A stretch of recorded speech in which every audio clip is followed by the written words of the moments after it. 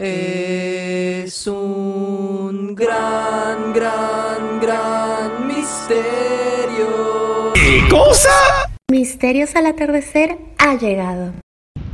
¿Qué tal, amigos? ¿Cómo están? Bienvenidos a una edición más de Misterios al atardecer a través de los poderosos, inigualables 99.5 FM en toda Lima Sur y aún más allá.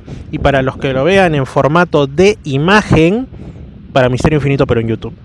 Sí, ahí queda para la posteridad o hasta que la plataforma por algún motivo banee los videos y nos malogre la idea. Pero de momento estamos ahí, estamos frente al restaurante Rosita 2, conocidísimo, muy agradable en sus comidas, y en Playa Yaya, sí, aquí en este lugar donde ha habido y sigue habiendo y seguirá habiendo seguramente tanto fenómeno ovni. Voy a conversar con varias personas en esta especie de almuerzo ufológico que estamos teniendo estamos en día domingo. Y para empezar, un gran investigador, se le conoce como el decano de la ufología nacional. Todos los demás vinimos después, ¿no? Él inició y está sobre todo muy comprometido con los temas de la desclasificación ovni, no en Estados Unidos, no en Rusia, sino aquí en el Perú, porque aquí también hay mucha carnecita que sacar, hay mucho pan por rebanar en estos asuntos. Como digo, es Mario Segarra y aquí lo tenemos. ¿Qué tal, Mario? ¿Cómo estás? Buenas tardes a todos, buenas tardes, Fernando. Acá pues justamente de la Playa Yaya, es mi primera entrevista en la Playa Yaya, dicho sea de paso, a mis 61 años de edad y 29 años de trabajo de investigación continua en el tema del fenómeno ovni en el Perú. Bueno, sí, como dijiste tú, nosotros hemos tenido, para bien o para mal, una actuación clave, creo yo, en el tema de la desclasificación de documentos ovni en Perú. Nosotros partimos, como siempre, a partir de una legalidad de acudir a la ley de transparencia informativa y acceso a la información. Como ciudadanos que tenemos ese derecho a acceder a esa información, se nos dio unas respuestas que no fueron las satisfactorias y el tiempo ha ido dándonos la razón, ¿no?, de que estábamos en lo correcto. Existen documentación que está en forma de imágenes, en forma de, digamos, de escritos, aparte que recibimos también de un informante no peruanos, sino aparentemente americano, una información sobre ovnis estrellados en Perú, en Cajamarca y Huancayo en la década de los 60. Se ha corroborado esto con información periodística de esos años, en Huancayo y en Cajamarca. Y aparte que, bueno, yo dije lo mismo, ¿no?, desde esos años del 2012, 2013, 2014 hasta ahora, mucho antes de lo del Congreso americano, que definitivamente el tema ovni en Perú ya tenía que ponerse a nivel político. Y era, creo que, encargado de que los congresistas, en este caso presionados por la opinión pública, debían hacer todo lo posible para presionar a las autoridades militares para que suelten la información. Y en eso estamos, ¿no? Justamente, y gracias al informe final del Congreso americano, que para mí se adelanta, yo creo, unos 70 años hacia adelante para lo que debería haber sido, pues, justamente desclasificar toda la información. Se sabe ahora que el fenómeno es real. Ahora, claro, cuando el Congreso americano dice no sabemos de dónde viene, yo creo que sí saben, ¿no? O sea, creo que hay mucha información que todavía se ha guardado. Hay información, no han soltado toda la información de Roswell, no han soltado toda la información sobre el famoso suceso de julio del 52 en el Capitolio y sobre la capital americana, una noche completa de ovnis y aviones militares persiguiendo, los radares que se detectaron. O sea, hay mucha evidencia de que todavía se tiene que mostrar mucha más evidencia ante el público mundial. Y el objetivo final en el Perú, lo que estamos buscando nosotros, es que toda esta documentación que sabemos que la tiene la Marina de Guerra, que sabemos que la tiene el Ejército peruano, la Policía Nacional y pues sobre todo la Fuerza Aérea Peruana, tenga un descanso final, que es dos lugares. Uno, la Biblioteca del Congreso del Perú, que sería como un patrimonio nacional, y la Biblioteca Nacional, donde se guardaría esta documentación como una guía de consulta para todos los ciudadanos. O sea, desde los niños estudiantes hasta los universitarios y todo tipo de profesionales tendríamos pleno acceso a esta información, y se crearía a partir de ahí un paradigma educacional, un paradigma cultural, que es justamente lo que va a marcar el nuevo comportamiento para la nueva sociedad del futuro, ¿no?, que es la posible convivencia con una civilización que no es de este planeta. Y Mario, dentro de los casos que, debido, como tú dices, a la presión, debido al empuje, se han logrado desclasificar aquí en nuestro país, ¿cuáles son los que a ti te parecería más resaltantes de señalar y qué nos puedes decir al respecto de estos casos, los que tú quieras? A ver, acá sí siempre hay que aclarar una cosa interesante. El que habla, digamos, formó parte fundacional de la primera oficina de investigación OVNI en el 2001 al 2002. Esta oficina, que era parte civil y parte militar, bueno, yo era el único, creo, integrante civil de esa época. Después entraron otros caballeros que, bueno, ya no vale la pena mencionar sus nombres. Sin embargo, hubo una primera intención de la Fuerza Aérea de mostrar ciertos casos. En esto quiero también ponderar, a pesar de los años que han transcurrido, la labor increíble y creo que adecuada de una gran periodista, que fue nuestra gran amiga Claudia Cisneros, que no sé dónde estará trabajando ahora, le mando mi saludo. Claudia tuvo la oportunidad en ese tiempo de poder coordinar con la Fuerza Aérea y con el programa Contrapunto de Canal 2, que fue el primer programa peruano de, digamos, de rating de domingo, que sacó un especial de casi 28 minutos sobre los ovnis de la Fuerza Aérea Peruana y la oficina OVNI de la FAP. Y por primera vez en ese programa, que creo que fue en el 2001, a finales del 2001, sacaron por primera vez, 6 años antes de que History Channel sacara en el 2007, el caso de Oscar Santamaría en el capítulo UFO Dogfighters. Contrapunto sacó la primera entrevista a Oscar Santamaría. Y sacó también 2 casos más, que es la desaparición de una escuadrilla de aviones A-37 que un año antes desapareció a los pocos minutos de despegar de la base aérea de La Joya de Arequipa en un vuelo aparentemente de entrenamiento o bombardeo. Este caso, para mí, yo creo que es más importante incluso que el caso de Santamaría, porque este caso fue raro porque no se encontró ninguna nave, no se encontró ningún piloto muerto o estrellado.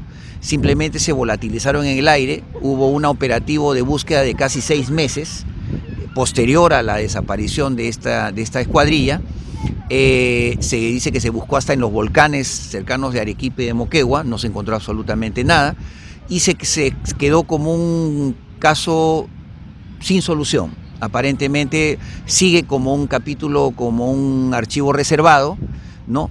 Pero lo curioso es que al año que duró este incidente, recién se pudo declarar muertos a los oficiales, pilotos, y recién las viudas pudieron, bueno, cobrar los beneficios de viudez y de muerte, ¿no? De muerte, digamos, no natural, sino aparente accidente, porque se catalogó al caso como un accidente, pero accidente es cuando tú encuentras pues un avión estrellado, cuerpos mutilados o carbonizados o despedazados, pero no se encontró nada.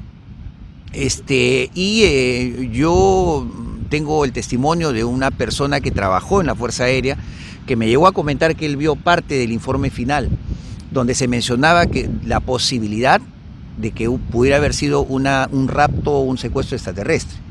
Bueno, esto justamente se podría solo corroborar si se accediera al documento, ¿no? Y el otro caso que también yo creo que está pendiente de ser abierto es el caso de un helicópterista, ahorita creo que es un coronel ya retirado, llamado Jorge Dávila Cabrejos, que en el año 75 tuvo un incidente con un helicóptero Bell de la FAP en la zona de Nauta, cerca del río Marañón. Él estaba tripulando había despegado de la base, creo que iba hacia un puerto de aprovisionamiento para recoger unos materiales para la construcción del oleoducto norperuano, y casi se estrella con el helicóptero un ovni discoidal de patas articuladas. Esto fue visto por el piloto Dávila y por un ingeniero norteamericano que estaba sentado con él en la parte de la cabina. Por supuesto, a las justas pudo evitar el choque, pero quiso seguir al ovni, y el ovni se perdió en una quebrada estrecha. El comando dice que le pidió, ahí sale en Contrapunto, usted lo puede ver, está en YouTube, el informe, le pidió un informe reservado porque dice que el ingeniero americano había ido a la embajada a contar ese incidente, entonces eso había quedado asentado aparentemente con un documento confidencial de la embajada. Entonces ese documento también serían con el de Santamaría y el del caso de la escuadrilla de aviones desaparecida, y el caso del helicóptero serían 3 quizás de varios casos más que digamos se podrían revelar. Hay casos de la Marina de Guerra que dice que está como una codificación llamada la leyenda de los tiburones voladores. Se refieren a los tiburones voladores a cilindros de casi 30-40 metros de largo que han sido vistos por los destructores, por los marinos de guerra, incluso dice que hubo un choque de un submarino peruano en el año 76, que le abrió un boquete de casi 25 metros y a la justa pudo llegar a la Rada del Callao. Se ordenó, creo, a la tripulación no mencionar nada de esto y que esto quedó como un archivo cerrado confidencial. Dicen que incluso hay casos de barcos de la Marina de Guerra que han visto estos OSNIs de casi 500 metros, incluso de un cilindro de 500 metros en la zona de Paita. Marinos mercantes que han visto esto. Se me han mencionado incluso que las famosas maniobras UNITAS de los años 70, en la zona de Pisco, de Ica, de Chincha, creo que la Marina norteamericana hacía maniobras con la Marina peruana, ¿no? Y otros países, creo que hasta con 3-4 países, Brasil, Argentina, Chile. Dice que ahí se vieron casos de encuentros con ovnis, que hay filmaciones. Esto me lo mencionó algún cronista del diario Última Hora, que en ese tiempo cubría este tipo de noticias de las maniobras militares UNITAS. También hay toda una vertiente de casos que se pueden revisar. Y la Policía Nacional, bueno, también dice que hay casos de ocurrencias según las regiones, pero la evidencia que creo que corroboró que nosotros teníamos la razón era que un informante norteamericano que se autodenominó de Patriot, esto fue en el 2013, lo que hicimos la desclasificación, y recibimos una respuesta de que no había información. Sin embargo, meses después nos enteramos de que a un ciudadano de origen mexicano se le enseñó cierta información. Esto no lo sabíamos nosotros, después nos enteramos. Este informante en el 2015 se toma contacto con nosotros y nos da una información interesante que ha sido corroborada, incluso acá por el amigo Piacenza, que nos mencionó que había sido corroborado en más de un 70%, que había objetos que cayeron en Huancayo y Cajamarca, y que este monitoreo había sido, de estos objetos había sido rescatado por la Fuerza Aérea Peruana y la Policía Nacional, en ese entonces denominada Guardia Civil del Perú. Creo que eran de la 4ª región. Se había estrellado, por lo menos en Huancayo, en un cerro llamado Uchubulu, y que incluso había la foto en el diario La Voz de Huancayo de un campesino que se tomó la foto con un pedazo de la nave, y se refieren después que meses después este campesino enfermó gravemente y aparentemente murió de una infección sanguínea generalizada. Esto también es parte de una investigación que hay que hacer también más adelante con la historia clínica de este paciente.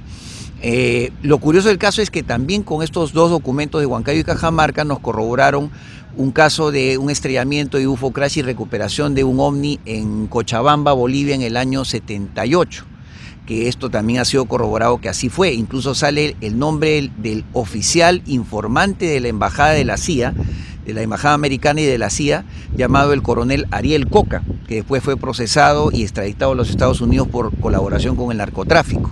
O sea, se han corroborado muchas cosas con estos documentos, y hay muchos documentos más que tenemos que todavía sacar de estas varias decenas de documentos que nos dio este informante, pero creo que esto ayudó un poco a sentar las bases de lo que debe ser la desclasificación OVNI en Perú, que creo que la ciudadanía tiene que ser más consciente de sus derechos, sobre todo al acceso a la información, y yo creo que incluso también que la mentalidad de las autoridades militares tiene que evolucionar con el tiempo. Yo creo que, bueno, no sé qué pensará actualmente el alto mando de la FAP, del Ejército, de la Marina, qué posición tendrán con respecto a lo que ha pasado con el Pentágono. Nadie, ningún periodista peruano que yo sepa, le ha hecho una entrevista a alto mando de la FAP. Sería interesante que alguien les preguntara cuál es su posición a partir de la conclusión de 9 páginas de los archivos del Pentágono con respecto al Congreso americano. Sería bueno tomar para ahí saber qué posición tendrían de aquí para el futuro si ellos quisieran revelar esa información. Ahora, hay otra cosa también que quería decir. Hubo un incidente también en el año 2019 en que hubo una reunión secreta acá en Perú del señor Luis Elizondo de To The Stars Academy. Ahora creo que ya no pertenece a To The Stars, Elizondo ya es independiente, con la Comandancia General de la FAP. Y en el documental que salió en inglés primero y después en castellano, se ve la reunión con el general Esquerre, si no me equivoco, que en ese tiempo el comandante general, y pide una colaboración, creo, de su organización hacia la FAP. Y creo que el general Esquerre llega a decir, está bien traducido porque lo he hecho hasta con 3 amigos de una academia de inglés acá en Lima, que él dice, ¿no? Estamos conscientes de la preocupación que usted tiene y vamos a colaborar con usted alcanzando algún tipo de información, porque la FAP tiene numerosos casos de avistamientos y de, ¿no? Digamos, sucesos con ovnis. Entonces, para mí fue sorpresivo porque es la primera vez en la historia de la parte militar que un comandante general acepta que hay documentación ovni, lo cual ya es histórico, ¿no? Por primera vez en la historia universal desde que se funda la República en el Perú. Pero lo interesante es que habría que ver, y eso es la duda que yo tengo, ¿no? La autorización para mostrar cierta documentación a personal extranjero, y yo lo que quería saber es si los presidentes, el presidente en ese entonces, tanto Ollanta Humala como en ese tiempo que vino Elizondo Vizcarra, y el primer ministro supieron de esta reunión. Es importante que la ciudadanía, sabiendo sus derechos civiles y legales, constitucionales, había algún tipo de autorización suprema del presidente o de alguna autoridad del Congreso para saber si se autorizó esto. Y porque de hecho tiene que haber una escala de reglamento, ¿no? O sea, se supone que el presidente es el comandante supremo de las Fuerzas Armadas y él debe estar enterado por ley de todo lo que sucede, quién entra, quién sale, quién habla, quién no habla.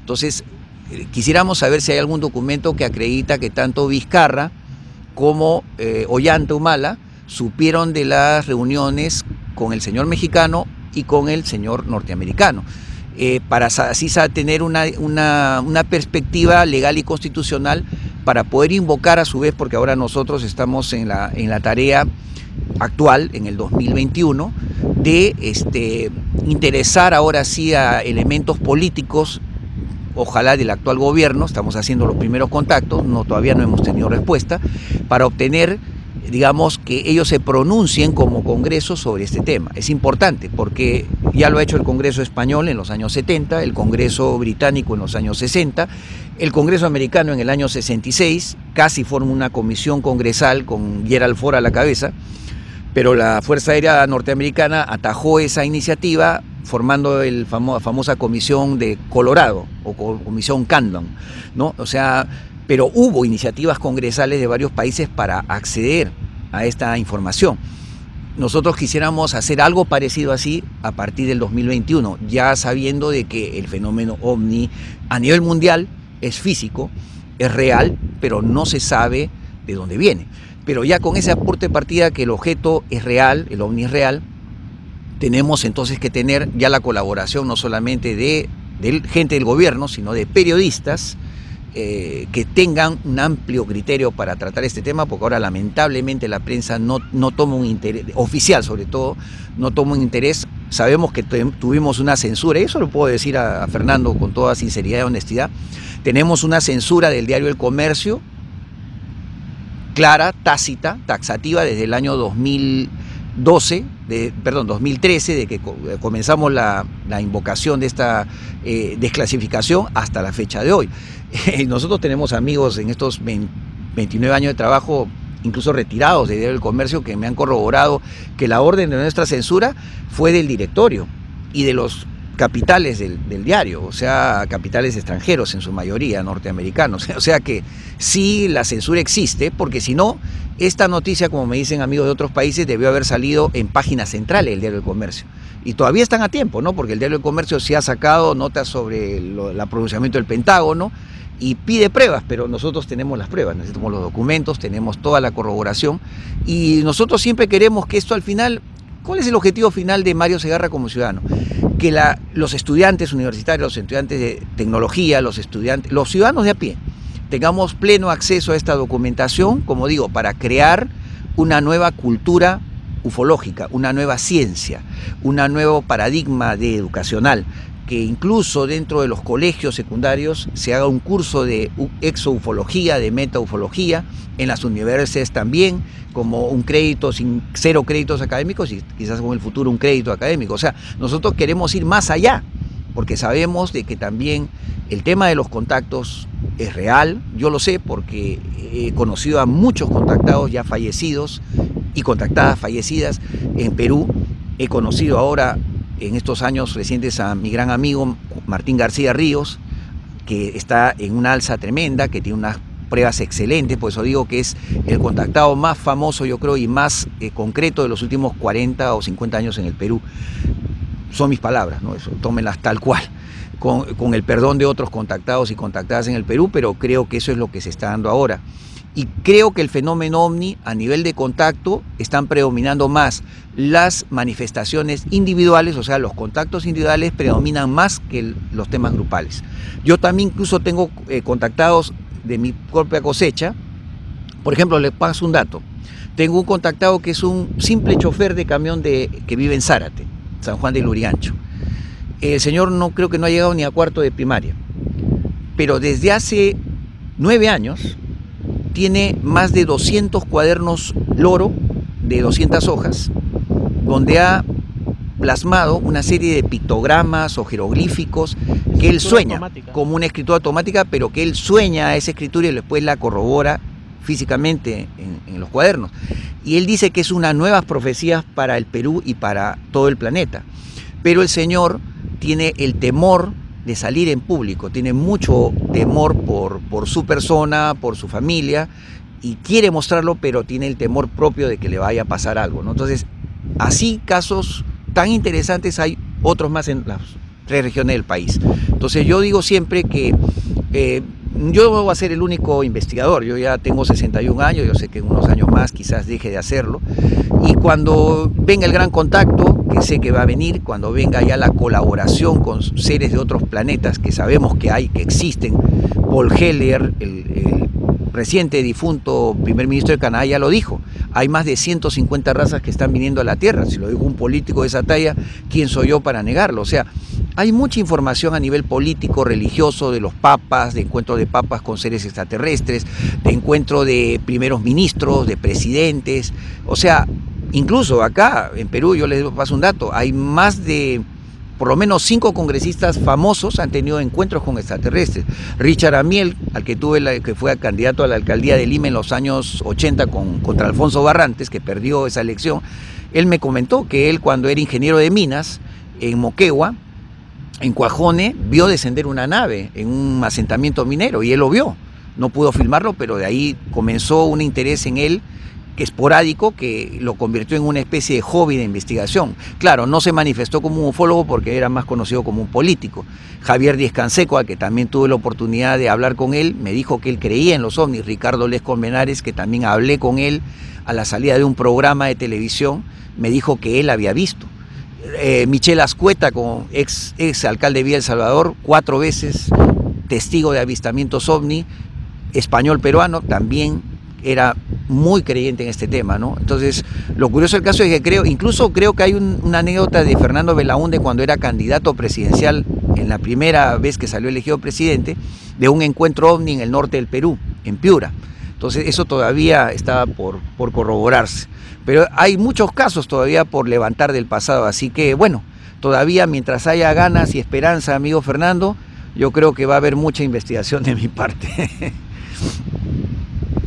Que bueno, esperemos que sean muchos años más, Mario. Gracias. Y pues un detalle para quienes quieran saber más de lo que tú estás haciendo, de tu labor en pro de la desclasificación y en sí de los distintos casos que vas recopilando también a título personal, Sí. ¿dónde tienen que entrar? He escuchado por ahí DUP, esas siglas, por favor. Sí, claro, justamente acá está Juan Pablo Oré, mi colaborador. A ver, quiero que si puedes dar la vuelta para que te vean. Acá está Juan Pablo Oré, aquí a Juan Pablo ahí saluda. Él es mi administrador general de DUP, Disclosur UFO Perú, que es una página de investigación que está, bueno, estamos trabajando siempre por tratar adecuadamente el tema de la difusión del tema OVNI y la desclasificación. Pueden buscarla como D mayúscula, U mayúscula, P mayúscula, Disclosure UFO Perú, Disclosure UFO Perú. Y también mi página de Facebook, Mario Segarra con Z y Mario Segarra Torres. Ahí pueden encontrarnos.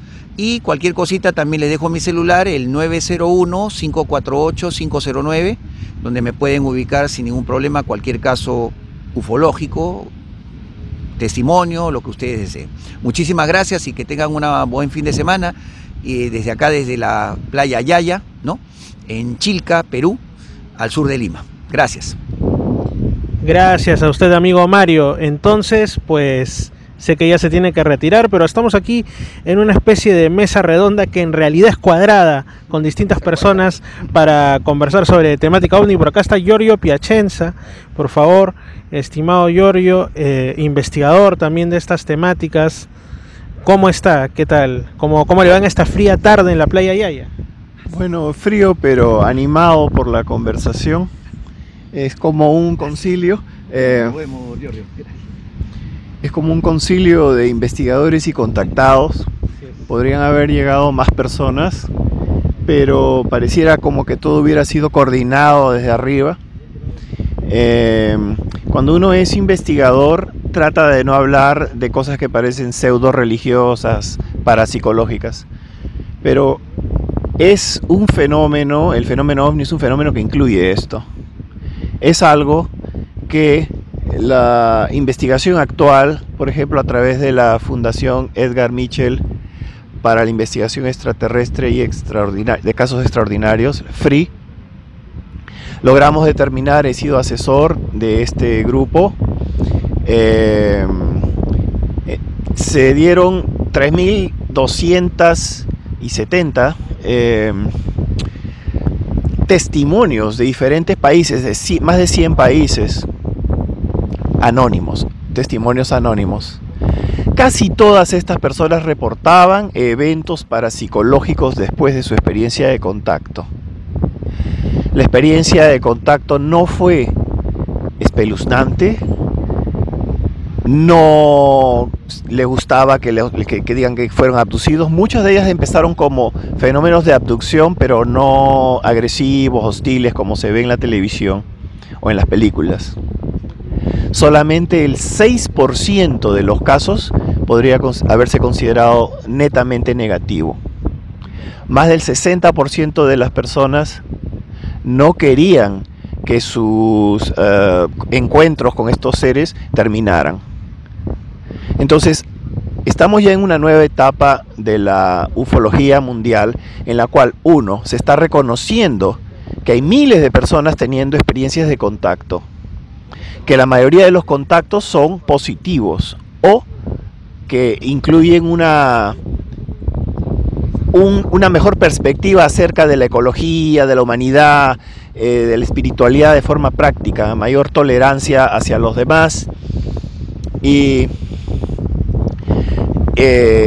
este informe, en el cual el astronauta Edgar Mitchell fue miembro fundador de este grupo, de esa fundación, ya está empezando a escucharse. La MUFON, organización civil de investigación OVNI muy antigua, también realizó su propia serie de encuestas y se encontró lo mismo, que la mayoría de la gente prefería que no los llamen abducidos porque sus experiencias no eran como las presentan normalmente, no eran espeluznantes. Generalmente después de la sorpresa de haber sido abducido, después de unas 4, 5, 6 veces, las personas ya desarrollan una comunicación y entienden por qué están siendo contactados. Y esto es algo muy importante que está sucediendo ya en la ufología mundial, y la información tiene que llegar al Perú. Se le está dando importancia al contacto. Inclusive, si vamos a este tema del reporte que la directora nacional de inteligencia coordinó con el Pentágono y la Marina en Estados Unidos, el 25 de junio del año 2021, en este informe también tenemos para que esto sucediera tenemos la injerencia de Christopher Mellon. Christopher Mellon fue subsecretario adjunto de la inteligencia para el Senado de los Estados Unidos. Él está diciendo en semanas recientes que cree que el fenómeno no es hostil, que de todas maneras hay que investigarlo, porque si uno es un militar y un objeto está sobre tu base sin permiso, sin autorización, tienes que investigarlo, sino qué clase de defensa del espacio aéreo estás haciendo, ¿no? Pero la opinión es que parece que ya no, que la mayoría no serían hostiles, y eso ya también lo está diciendo este señor, que es muy influyente en el Congreso de los Estados Unidos. Y asimismo lo han dicho algunos senadores demócratas y republicanos, que más bien estarían preocupados que esta tecnología la tengan otros países en la Tierra. ¿Qué significa? Significa que ya prácticamente ha habido una segunda etapa de revelación más contundente. Aunque en el informe del Director Nacional de Inteligencia, o directora, porque en realidad es mujer, mencionan muy poco. Tiene efectivamente 7 páginas y 2 de referencias, creo que solo tiene 9 páginas. Dice que de 144 casos solo pudieron explicar 1. Dice que probablemente la hipótesis extraterrestre es una hipótesis que no se puede descartar. Y es un paso adelante para todos nosotros que llevamos en esto muchos años. Yo empecé en esto en el año 74 con el libro Yo visité Ganímedes. En el año 75, mi primo Sandro Barquita me dice que su papá, Tadeo Barquita, se estaba comunicando psicográficamente con seres extraterrestres, de Apu y de otros mundos. Nos citan aquí en la playa de Chilca, que es la playa Yaya y la playa de Chilca es prácticamente lo mismo, pero nos citan a la mitad de la playa. Viene la señora Maruja Cervo, vienen diferentes personajes, Alberto Coneta, que tenía tablas hawaianas Chicama en Miraflores, viene el señor Amalio Moreno de la mueblería Moreno de la avenida Arenales, con su esposa Chelita Moreno, que también eran contactados y también se comunicaban psicográficamente y telepáticamente. El señor Dante Ríos, Vlado Kapetanovich, todos nosotros y varias personas más, un total de unas 12 personas,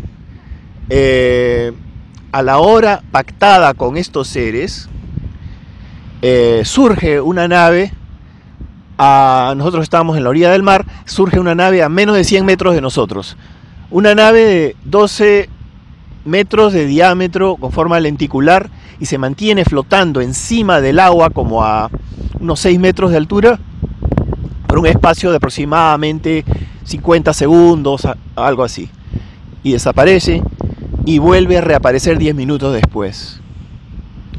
Creo que en la segunda ocasión lanza como una especie de brillo por el mar, hacia la orilla, así como es el camino del sol que se llama, que se acerca un poco y se aleja. Amalio Moreno, el contactado, lo saluda con la mano así. La señora Laura García, otra importante persona de esa época, actualmente tiene 95 años, también los saluda: bienvenidos hermanos mayores. Y eso confirmó para mí que este fenómeno era real, que la comunicación era real y que se podían hacer citas programadas. O sea, ellos te decían a qué hora y en qué lugar se iban a presentar. Giorgio, tú mencionaste a un personaje aparentemente extraterrestre llamado Roel. ¿Cómo es esto?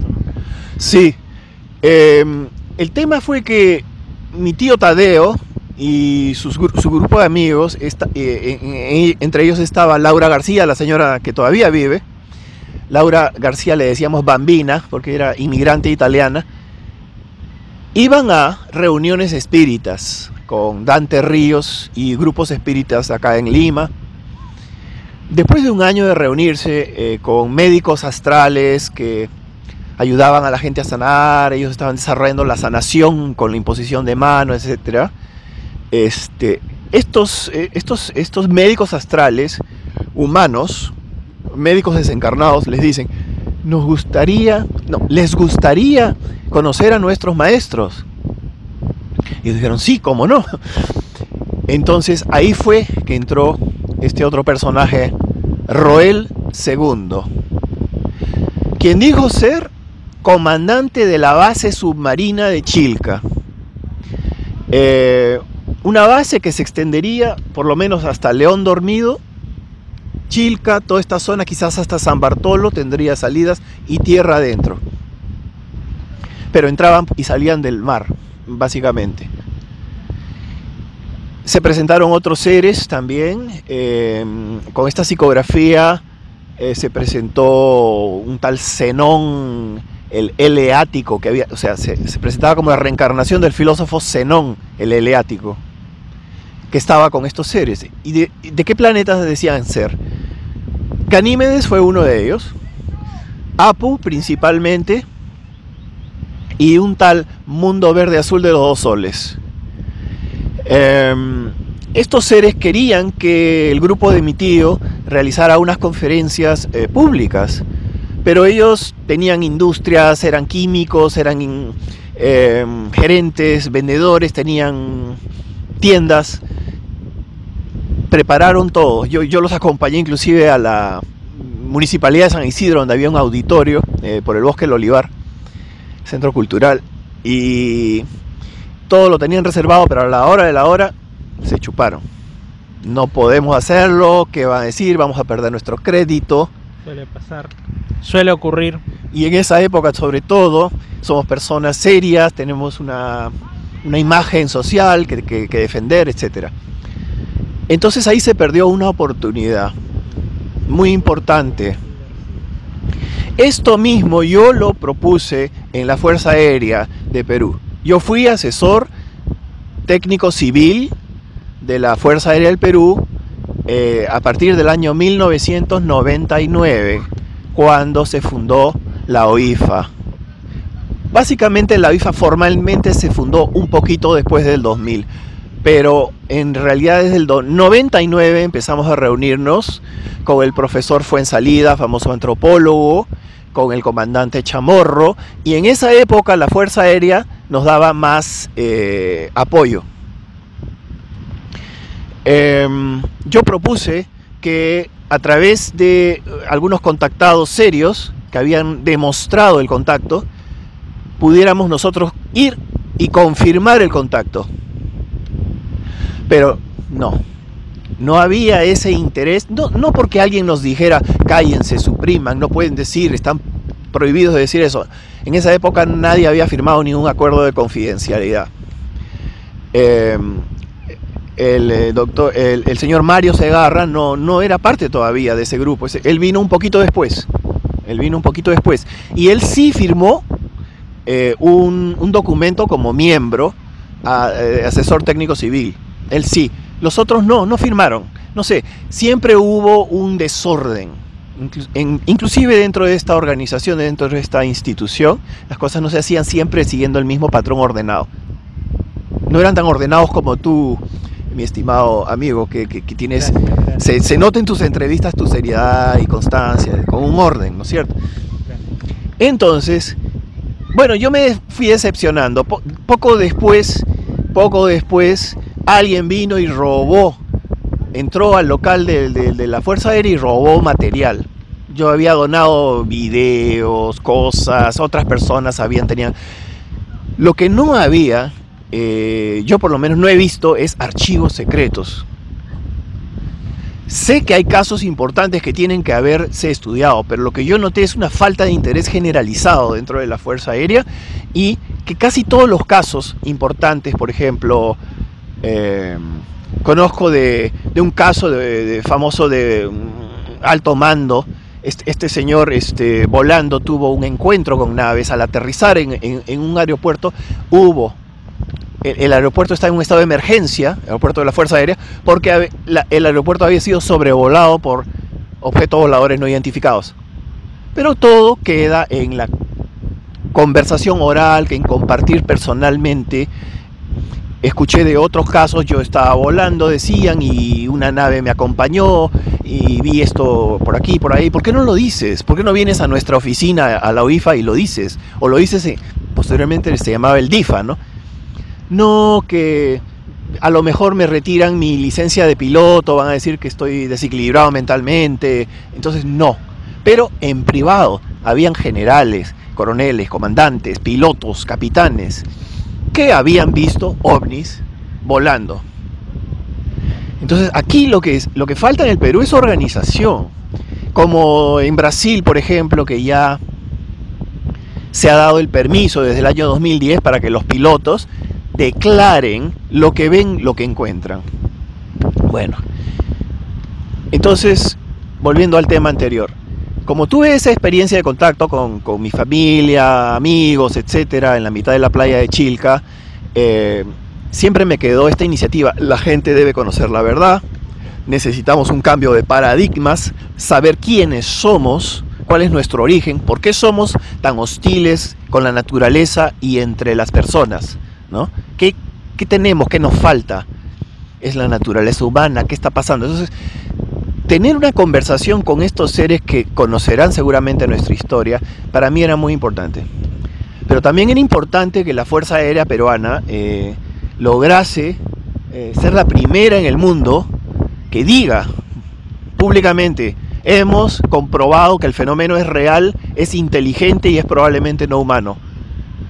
Ahora ya se nos adelantó Estados Unidos, pero hice mi mejor intento.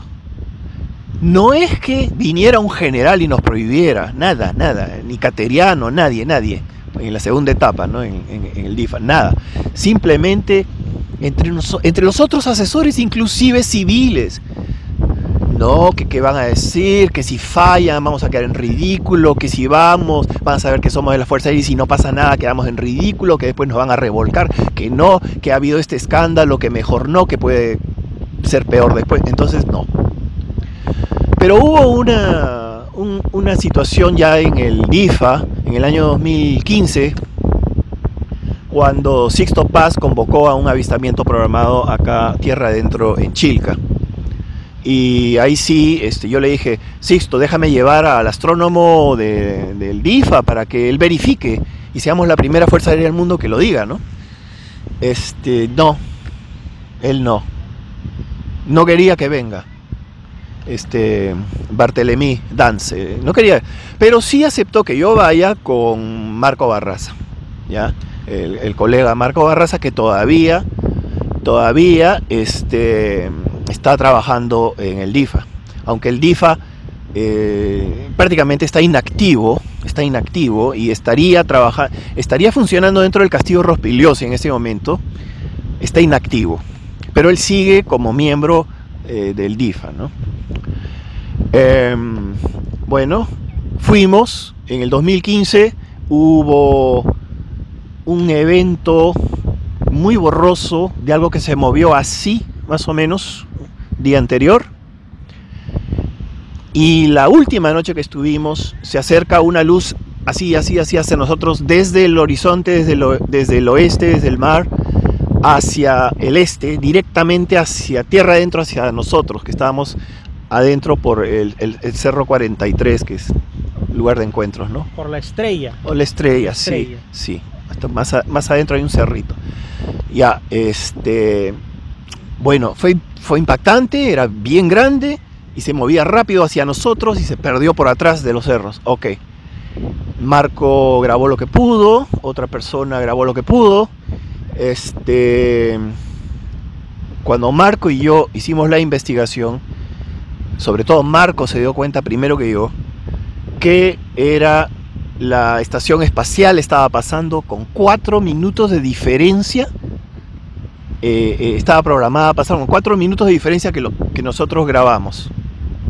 Entonces, más del 90% de la posibilidad es de que era la estación espacial, que además justo venía del mar y pasaba encima de Chilca esa noche. Ya, desgraciadamente fue así. Me ha ocurrido algo similar a mí en Puerto Maldonado. Una madrugada me despierto a las 4 de la mañana, lanzo un adjetivo, un improperio, un insulto de la impresión que me causó una luz que se movía e iluminaba fuertemente en el cielo. La grabé y cuando veo en uno de estos programas con los que puedes rastrear lo que se mueve en el cielo, resulta que era el telescopio espacial. ahí murió mi ilusión. Entiendo. Bueno, pero el tema es que estas citas programadas tienen que hacerse con personas que realmente tienen contactos claros y verificables. Si no, realmente, como decían algunos de mis colegas, podemos quedar en ridículos, ¿no? Sí. Pero en este caso, bueno, sucedió eso. Podríamos hablar de tantas cosas que están sucediendo en la actualidad, en el mundo de la ovnilogía, pero yo quería aclarar una cosa. Yo estuve también en la segunda etapa que se reabrió la Oficina de Investigación de Fuerza Aérea sobre el fenómeno ovni. Desde el 2013 hasta el 2015 estuve. Y francamente el único archivo que encontré en los files era el reporte del doctor Anthony Choi sobre el caso Chulucanas. Era lo único que había. Y en un formato propio, no era en el formato que empezó a utilizarse formalmente después.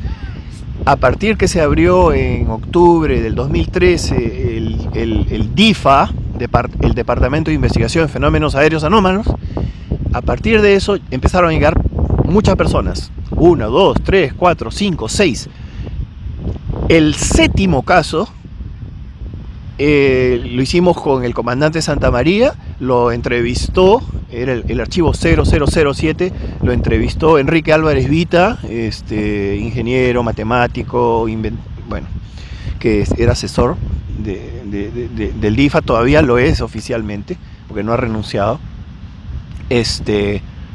Porque dijimos, qué vergüenza, han pasado tantos años desde el año 80 y no hay un file del caso Santa María. Y esa es la verdad contundente. No es que nosotros seamos agentes de la CIA contratados para ocultar los archivos secretos, no. Si es que hubiesen archivos secretos, estaban en otra oficina. Nosotros éramos más bien el chivo expiatorio, donde todo el mundo va y dice, ustedes son los que investigan los ovnis, ustedes son los que ocultan. Quizás, yo sospecho, no me consta, pero sospecho que la Marina, otros, quizás el Ejército y quizás en la Fuerza Aérea haya alguna otra oficina, pero no era la nuestra. Eso lo juro, lo juro. No era la nuestra. En la nuestra solamente estaba el archivo del Anthony Choi. Y después se fueron acumulando a partir del 2013 varios archivos. El archivo 0007 lo hicimos porque iba a haber una reunión pública con motivo de una revista, Héroes de la Aviación Nacional, celebrando a Quiñones, y Johanan Díaz había venido a esta conferencia que se dio en Huancayo, creo que de Alfa y Omega, si mal no me equivoco, y estaba en Lima. Entonces dijo, ¿puedo ir a entrevistarlos? Y dijimos, ¿por qué no? Esto puede venir a entrevistarnos. Y esto es una conferencia pública. Había gente de todas partes que venía a esta conmemoración de la revista. Vino gente del alto mando, vinieron todas las personas, ¿no? Civiles, de todo. Y ahí exhibimos en un podio afuera, en la parte de abajo de la casona de Miraflores, que queda creo que en la cuadra 54 por ahí de la avenida Arequipa. Ahí exhibimos en un podio el archivo 0007 para mostrar que estábamos haciendo algo. Para mostrar, y era verdad, ya estábamos haciendo algo, ya teníamos 7 archivos, ya estábamos haciendo entrevistas a las personas, ya estamos empezando a organizar la cosa. Organizamos el método de entrevistas, actualizamos el método de entrevistas que se había formado en base, en parte, a lo que yo había colaborado allá por el año 2000. Bueno, estábamos ya trabajando. Desgraciadamente, yo no sé, a alguien se le ocurrió que nosotros habíamos enseñado los archivos secretos a Johanan Díaz Vargas, un mexicano muy buena gente, que es un gran entrevistador y también investigador del fenómeno ovni, y no fue así, él estaba abajo en el salón de reuniones, nuestra oficina estaba arriba en el segundo piso, lo único que se vio fue el archivo 0007. Además, no teníamos ningún permiso de las personas que habían ido a dar su testimonio querían mantener su nombre secreto. O sea, ¿para qué íbamos a llevar a una persona extranjera arriba? No tiene ningún sentido, eso no fue así. Si a alguien se le ocurrió a decir eso, informante, estaría totalmente equivocado.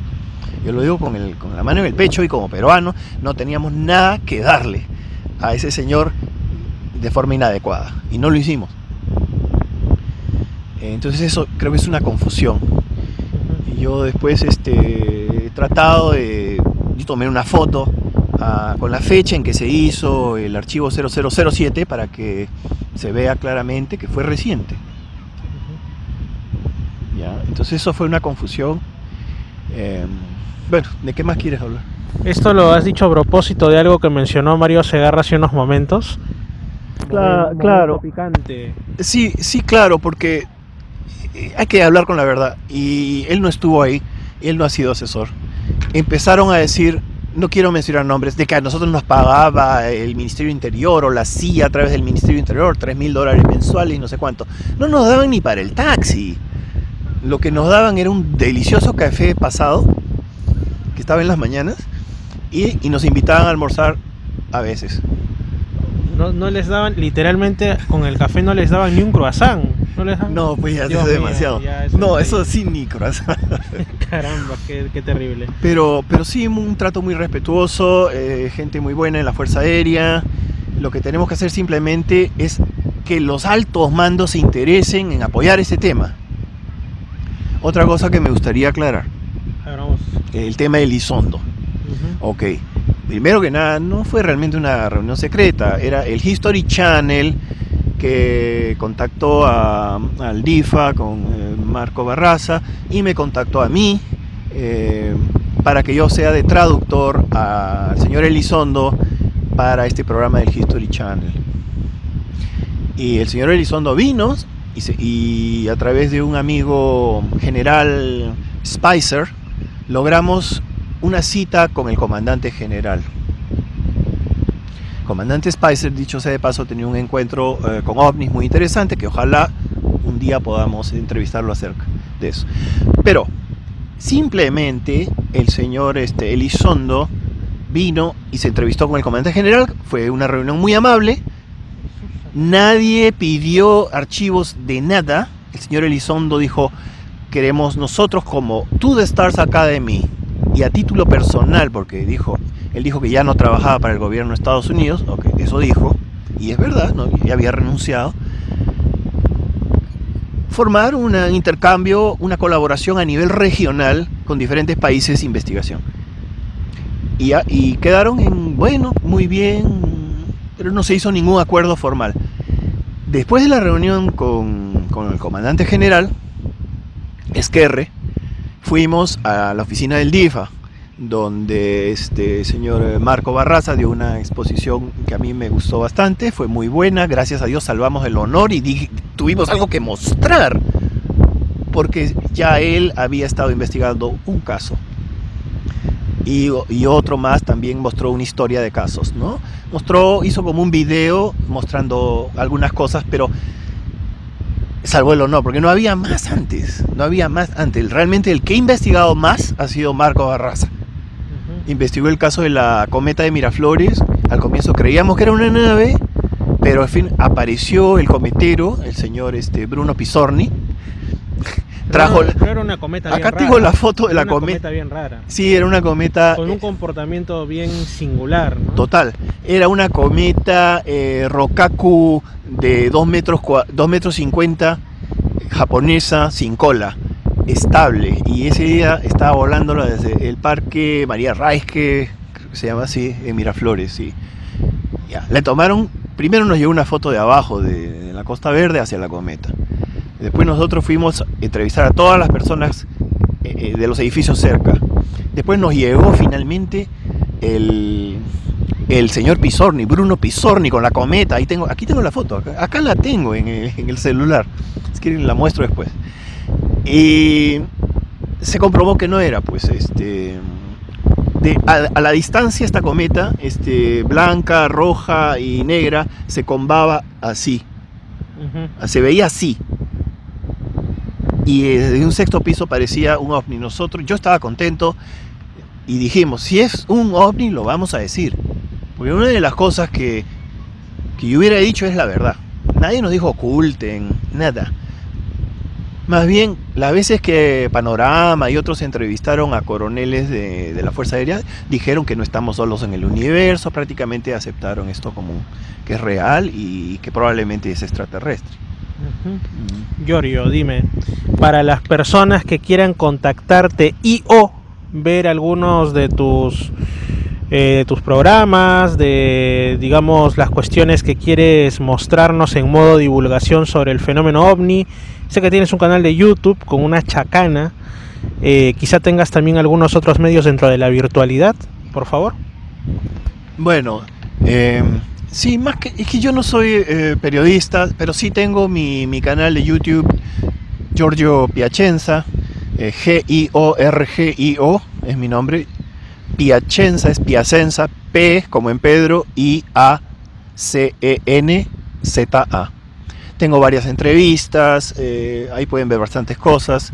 Yo más bien he estado, como viví muchos años en Estados Unidos, he estado trabajando con diferentes instituciones, con el grupo Free que organizó el astronauta Mitchell. He estado escribiendo se va a publicar un libro acerca de cómo se explicarían los fenómenos paranormales y de contacto desde el punto de vista científico. Va a ser un libro de 900 páginas publicado por el Consciousness and Contact Research Institute. Somos varios autores, ¿no? Yo no he escrito todo, solamente 2 capítulos, uno de 30 páginas y el otro de son 15. Y ya, entonces, esa es mi contribución. Mi contribución ha sido más bien conceptual, tratar de entender cómo es que este fenómeno existe, cuál sería la naturaleza de la realidad, cómo está organizado el cosmos para que hayan estos contactos. Sí. Excelente, Giorgio. Muchas gracias y pues ha llegado la noche, ¿no? Ha llegado la noche, realmente nos están alumbrando. Los que lo escuchan en la radio no van a entender de qué estoy hablando. Si quieren más información, Misterio Infinito pero en YouTube, ya lo saben. Y pues continuamos en esta mesa redonda o cuadrada, no sé, aquí en Playa Yaya ya está viendo una brisilla con ciertas gotículas de agua, y todavía nos quedan 2 personas que tienen aquí que hablar. Giorgio, no sé si aquí podrías en esta hoja de la bitácora del misterio dibujar cómo era esa nave que viste salir de Chilca, del mar y todo esto. Y mientras tanto nosotros pasamos al siguiente de los que va a conversar con nosotros, Masaru Uechi. ¿Qué tal? ¿Cómo estás? Directamente desde Surco, las cercanías de Lobo Liguereta. ¿Y cuál es lo interesante que nos vas a contar? Pues ni más ni menos que estás haciendo un cómic sobre los apunianos. ¿Cómo es esto? El mundo ovni, el contactismo ovni peruano llevado al cómic. Por favor, amigo. Hola, ¿cómo están todos? Bueno, básicamente no es exclusivamente los apunianos, nosotros, lo mío empezó con el interés hacia los ovnis desde muy pequeño realmente, y soy más que nada una mente curiosa. El proyecto era inicialmente empezar a escribir un libro, gracias al contacto que he tenido con personas que están directamente relacionadas con el tema, ¿no? Sobre todo con Martín García, que es un contactado. Y en breve lo tenemos aquí. Exacto. Y sobre esas experiencias, que la verdad al lado de Martín pasan unas cosas bastante curiosas siempre, siempre. Estaba empezando a escribir el libro, pero fui entendiendo que también el tema de la ufología, el poder presentarlo a la gente es bastante complicado, con respecto a que no es un tema, aunque ahora se está volviendo popular por lo que está sucediendo con las revelaciones del Pentágono, pero más que nada no tiene una entrada como lo tienen otros medios, y el cómic me parece un vehículo mucho más efectivo. Por lo tanto, en este cómic, a través de la ficción, se trata de contar ciertos casos que son clásicos dentro de la ufología, o ciertos sucesos que son repetitivos, para hacerle entender a la gente que este fenómeno, cuando sucede, tiene un patrón, tiene alrededor de él hay una fenomenología que que se va repitiendo en varios casos y que este patrón y esta fenomenología permite entender que es algo real, no son eventos aislados ni eventos fortuitos solamente, sino que detrás de eso hay puntos en los cuales uno puede verificar, y a través de esta verificación puede darse cuenta que existe un patrón, y a través del estudio de los patrones uno puede verificar las cosas de manera científica, muchas veces a través de una investigación bastante clara, muy ordenada, y puede darse cuenta que sí, definitivamente uno puede identificar lo que es falso de lo que es real. Y contarlo a través de la ficción definitivamente es una manera de poder familiarizar a la gente con este tema y que hay gente seria detrás de esto, ¿no? Así es. Exactamente, Masaru. Y pues tú nos dices que este cómic va a salir prontísimo. ¿Cómo se va a llamar? Y más o menos cuáles son las líneas argumentales, lo que puedas contar sin ser spoiler, ¿no? Bueno, básicamente hay un punto también que es bastante llamativo dentro de este, que quizás no está tocado en el tema de la ufología, es el punto de cercanía que hay con los fenómenos paranormales. Estos fenómenos paranormales también son investigables, hay muchas personas que se dedican al estudio de estos fenómenos, que también hay cierta metodología, hay también ciertos patrones que seguir, y en algunos puntos el fenómeno ovni se entrelaza bastante con el fenómeno paranormal. El título del cómic es La danza de los arcanos. Yo creo que a la quincena del siguiente mes, final del siguiente mes, voy a tener el primer capítulo ya colgado en YouTube, y voy a tratar de colocarlo en otras redes sociales también. Y va a estar basado en los casos de investigación que son tal vez los más conocidos, y también con las experiencias de las personas que he tenido la fortuna de conocer en estos últimos años, que han sido un periplo, ¿no? Excelente, Masaru. Es un punto de vista distinto. Hemos tenido primero a Mario Segarra conversándonos de su punto de vista de la desclasificación del fenómeno ovni. De ahí estamos continuando con Giorgio Piacenza y sus distintos, incluso a nivel personal, experiencias con el fenómeno ovni y otras cositas más. Ahora Masaru Uechi nos está hablando de cómo llevar estas cuestiones al mundo del cómic, cómo hacerlo de esa manera también más accesible al público común. Y ahora tenemos también ni más ni menos que a un viejo conocido del canal Misterio Infinito Perú, pero no del programa Misterios al Atardecer en la radio. Es Martín García Ríos, ya lo mencionaron antes, y él es contactado, tiene unas fotos y unos videos alucinantes, flipantes, tío, de ovnis en los cielos, tanto del Perú como de los Estados Unidos, donde ahora reside, y más. A ver, movemos la camarita de los misterios y aquí tenemos a Martín. Martín, por favor, preséntate y coméntanos lo que nos tienes que comentar respecto a estos fenómenos. Hola Fernando, muchas gracias nuevamente por esta oportunidad que me das ahora en tu nuevo programa radial Misterios al Atardecer. Bueno, yo radico en Texas, ¿no? En Estados Unidos ya hace 6 años, y efectivamente, como dices, bueno, tuve la oportunidad, ¿no?, de tener experiencias de tipo ufológica, más vinculadas directamente a un proceso de sanación impresionante de mi señor padre, y esto posteriormente pues se reforzó con una cantidad de avistamientos y, ¿por qué no?, en 3 ocasiones haber podido visualizar de manera física a entidades no conocidas como nórdicos, pero todo esto ocurrió allá en Texas. Y nada, bueno, comentarte que estamos viviendo una época muy importante para la historia de la humanidad, en el cual pues nos vemos las personas que tenemos este tipo de experiencias, nos vemos pues con cierta responsabilidad, ¿no?, para asumir y para poder ser una influencia positiva en los demás, y poder generar de alguna manera ciertos cambios en nuestra sociedad, ¿no?, y poder hacerla más llevadera, ¿no?, y más armoniosa la convivencia entre los seres humanos. Te comento en referente al caso de mi señor padre, ¿no? De repente tus oyentes no tienen conocimiento de lo que realmente ocurrió. Allá por el año 2019, yo ya venía grabando con cierta regularidad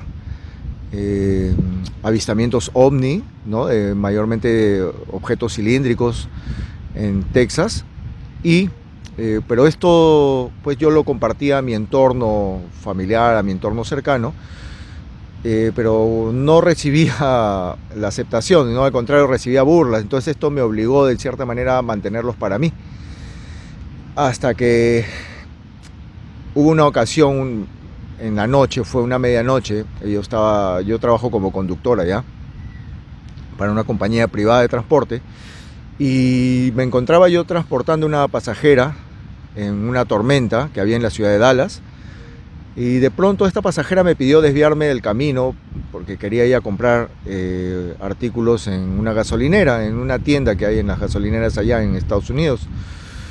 Me desvío del camino. Ahora yo veo que esto no fue fortuito, y en la puerta de la gasolinera había un anciano, aproximadamente unos 70 años. Él estaba totalmente empapado de la lluvia, porque había una tormenta impresionante en esos instantes, y tenía un letrero todo mojado que decía "Help me". Yo obviamente me conmoví, bajé inmediatamente de mi vehículo, y en la parte posterior de mi carro pues yo tenía frazadas, tenía casacas, tenía ropa para poder abrigarme en caso pernoctara en la noche. Todo lo saqué, corrí donde el anciano, mojándome inclusive yo en esa tormenta. Lo abrigué al anciano, lo envolví con las frazadas, le puse en sus manos las casacas y lo cogí de la parte de la espalda y lo arrastré un poco hasta ponerlo a buen resguardo bajo una especie de techo que había en la entrada del market de la gasolinera. El anciano me miró, me agradeció, ¿no? Entonces yo regreso corriendo a mi auto, sube mi pasajera, y a la hora que yo arranco el vehículo, volteo por inercia a mirar al anciano, y el anciano efectivamente se encontraba en ese lugar, pero detrás de él había un hombre de aproximadamente 1,90 m que me miró fijamente. Estamos a una distancia de unos 5 o 6 metros.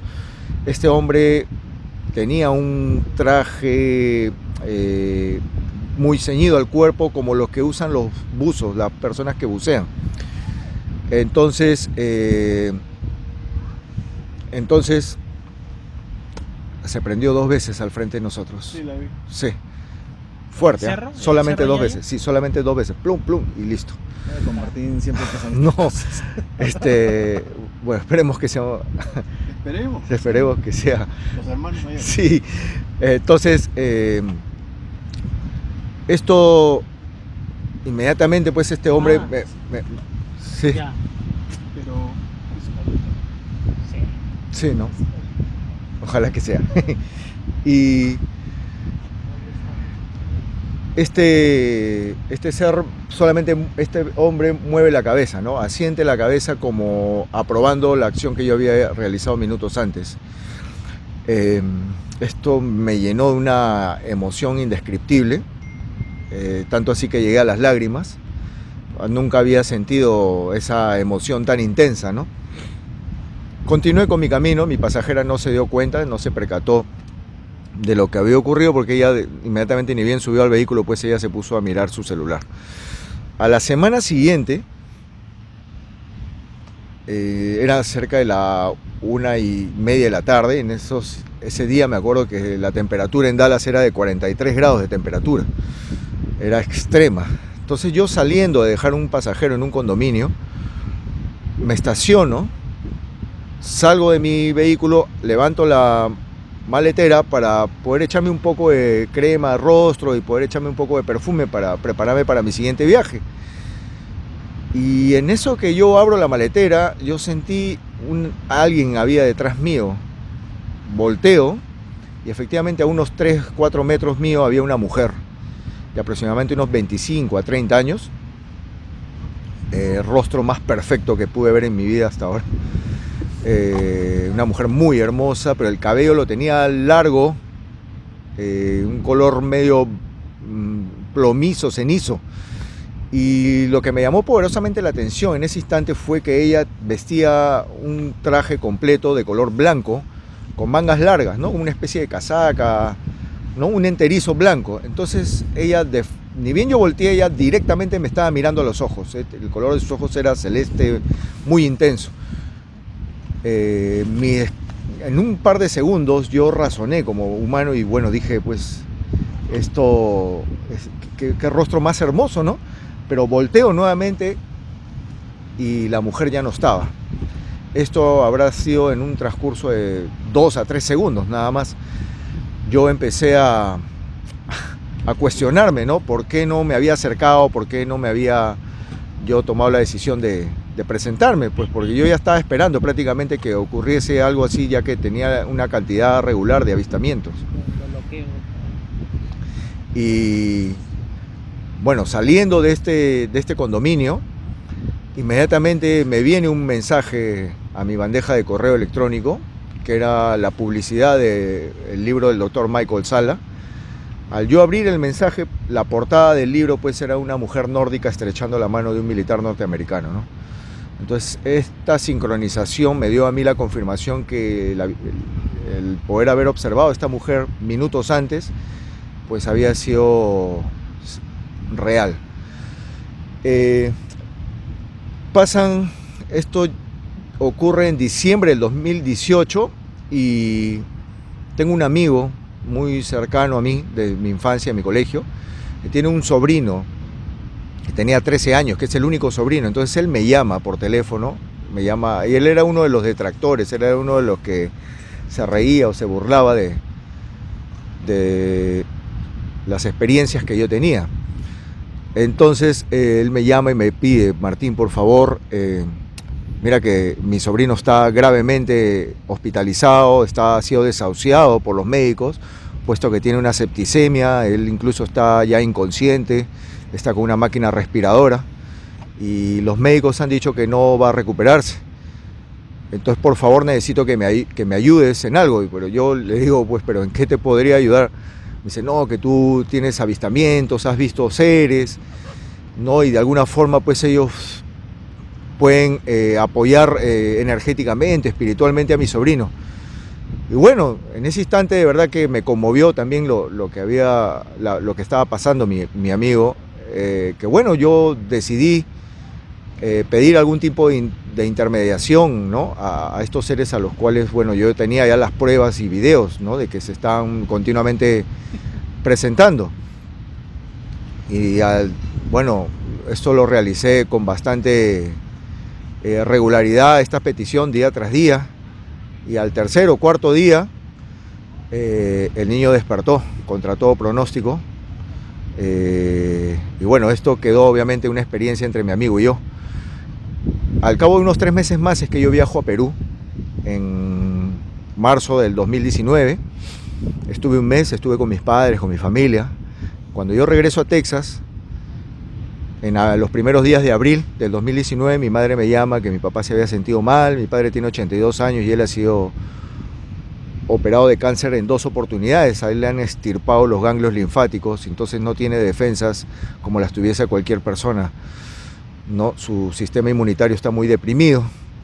Y bueno, a los 3 días que yo había regresado a Texas, mi madre me llama indicando que lo habían hospitalizado a mi papá porque había sido diagnosticado de neumonía grave. Al día siguiente su condición empeora, ¿no? Le viene insuficiencia renal grave, sus 2 riñones dejan de funcionar. Eso es internado en la unidad de cuidados intensivos. Y bueno, al cabo de unas horas le da septicemia. Entra en infección generalizada, mi padre pierde el conocimiento, inclusive llega a ser asistido por una máquina, ¿no? Que le proveía oxígeno. Y llegada la noche, pues los médicos ahí de turno lo desahuciaron, ¿no? Le comunicaron eso a mi madre, que era muy posible que esa noche mi padre falleciera, porque sus signos vitales estaban ya indicaban pues que estaría agonizando. Entonces mi madre me llama en su desesperación, llorando, y bueno, obviamente esto generó también una desesperación en mí, ¿no? Porque yo tenía 5 días que había regresado de Texas y lo que yo más quería en ese instante era estar al lado de mi padre para poder despedirlo. Yo entro en esta crisis emocional y me interno en un bosque en ese instante, pues no me interesaba nada, no había forma de que nadie me ayudara a regresar a Perú a despedir a mi padre.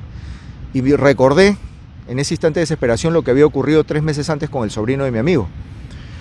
Entonces es que yo en el bosque pido y les digo: hermanos, por favor, ustedes sanaron al sobrino de mi amigo, yo tengo las pruebas contundentes de los videos, de las fotografías, yo me comprometo a que si ustedes sanan a mi padre esta noche, que supuestamente los médicos han dicho que es la última, yo me comprometo a revelar todos los videos que tengo, los saco a la luz y me comprometo a revelar el testimonio de sanación de mi padre.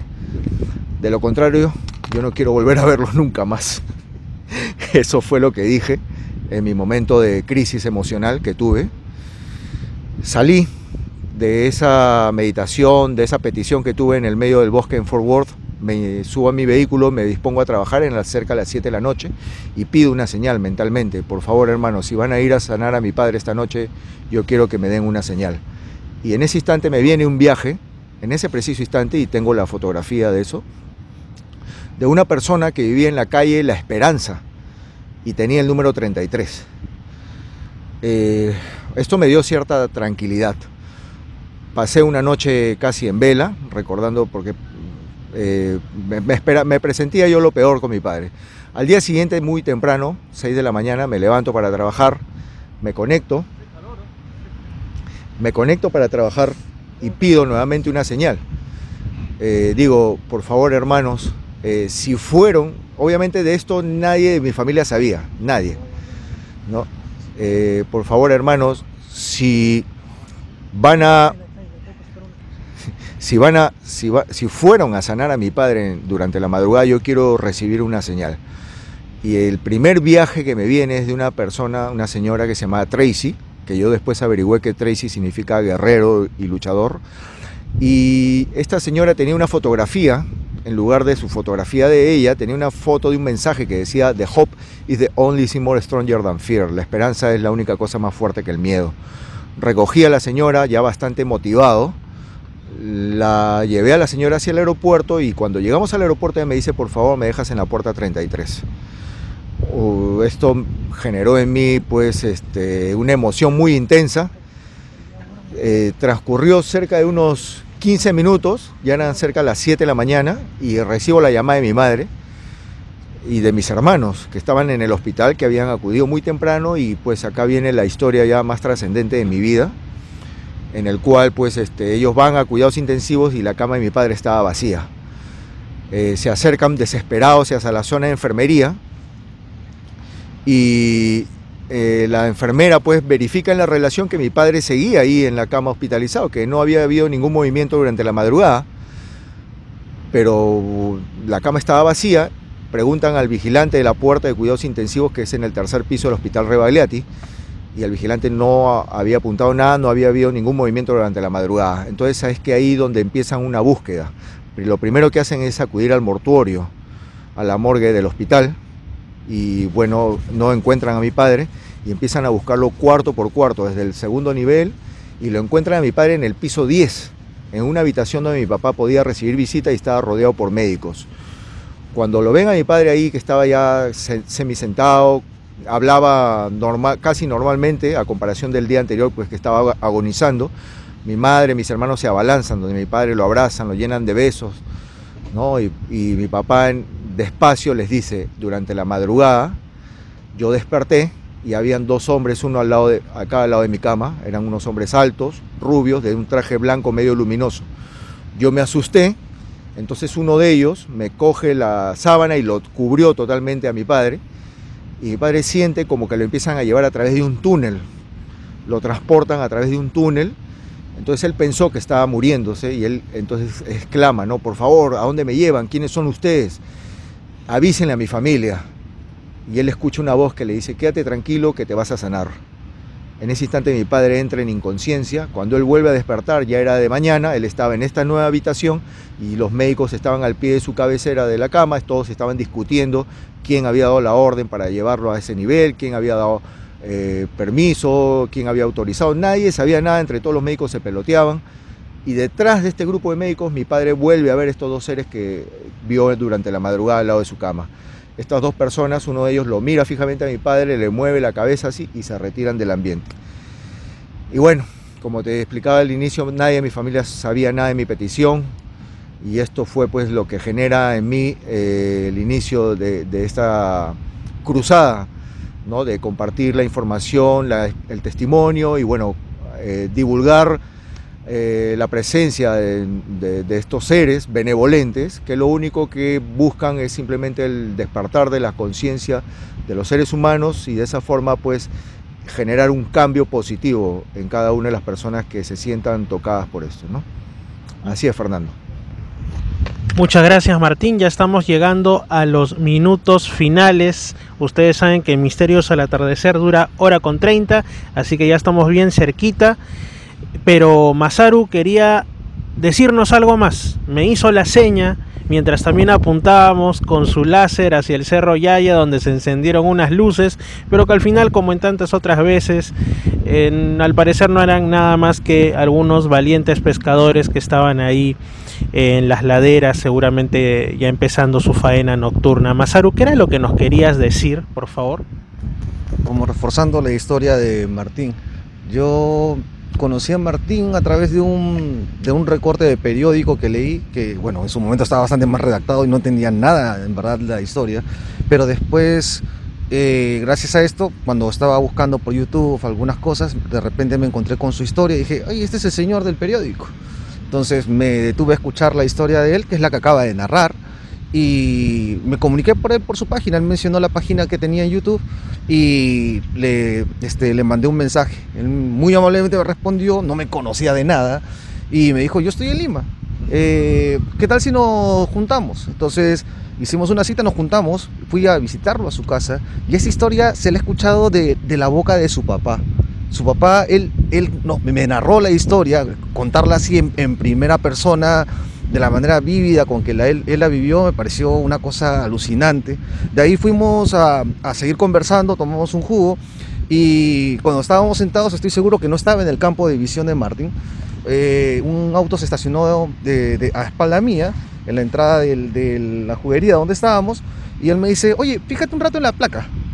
Entonces me levanté extrañado, ¿no? Y me pongo a ver la placa y la placa terminaba en 33. Y yo ya había leído lo de Martín acerca del 33 y dije, carajo, con Martín estas cosas pasan. Y me fui, tiene el número 33, le dije en la placa. Sí, es lo normal y me empezó a contar todas las historias de 33 que le suelen suceder, que es un número muy repetitivo en su vida, ¿no? Le pregunté varias cosas acerca del contacto, de su experiencia. Le pregunté si es que es posible mantener un contacto con ellos, no tal vez de la manera que él ha vivido, que es súper especial y debe ser porque es una persona muy especial para que le pasen estas cosas, pero si uno tiene la posibilidad de vivir una experiencia así. Él me dijo que sí, si una persona busca, si una persona se conoce a sí mismo, crece, es posible hacerlo, ¿no? Entonces me fui pensando en todas estas cosas, iba caminando por la calle, por la avenida Venezuela y en el cemento encuentro mi nombre escrito, como cuando uno agarra y en el cemento fresco agarra y escribe su nombre. Lo peculiar es que mi nombre en japonés Masaru, aunque es un nombre relativamente común en japonés, dentro de la colonia japonesa acá en Perú, pues Masaru, no hay muchos Masaru definitivamente, ¿no? Mi primer nombre es Abraham. Normal, si encuentro yo a Abraham escrito, pues millones de Abraham puede haber, pero Masaru hay una cantidad muy pequeña y justo estaba ahí mi nombre en ese momento, en esa calle escrito Masaru. Le llamé, le pasé una foto, le dije, mira lo que me acabo de encontrar. Caminé 20 pasos más, había uno de estos camiones de repartidores de Solgas y el número termina en 33.